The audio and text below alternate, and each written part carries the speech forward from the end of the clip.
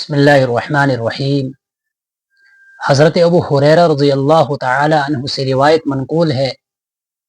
کہ جب نبی علیہ الصلاۃ والسلام کو چھینک آتی تو آپ صلی اللہ علیہ وسلم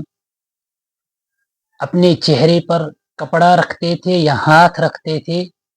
جس کی وجہ سے چھینک کی آواز کو پست کرتے تھے۔ اس روایت میں نبی علیہ الصلاۃ والسلام نے آداب مجلس میں سے ایک ادب سکھلایا ہے کہ اگر انسان کسی مجلس میں بیٹھا ہو اور وہاں پر اس کو چھینک آئے تو بسا اوقات چھینک کے وقت دماغ میں جمع جو گند ہوتی ہے وہ نکل آتی ہے، جس کی وجہ سے سامنے والوں کو تکلیف ہوتی ہے، یا کسی کے کپڑوں پر پڑ جائے یا کسی کے چہرے پہ پڑ جائے۔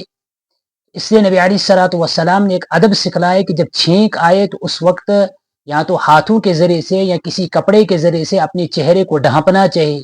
جس سے آواز بھی کم ہوگی،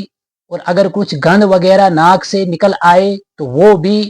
دوسرے لوگوں پر نہ پڑے۔ اور اسی طریقے سے علماء کرام نے بیان فرمایا ہے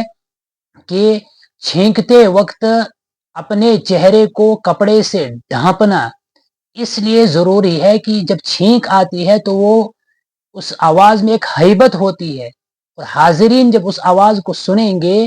تو ممکن ہے کہ وہ اس سے خوف زدہ ہو، کیونکہ اچانک جب ایک عجیب سی آواز سنیں گے تو خوف زدہ ہو، جس کی وجہ سے ان کو تکلیف پہنچے گی۔ اس لیے چھینک کے وقت اپنے چہرے کو کپڑے سے یا ہاتھوں سے ڈھانپ لینا چاہیے۔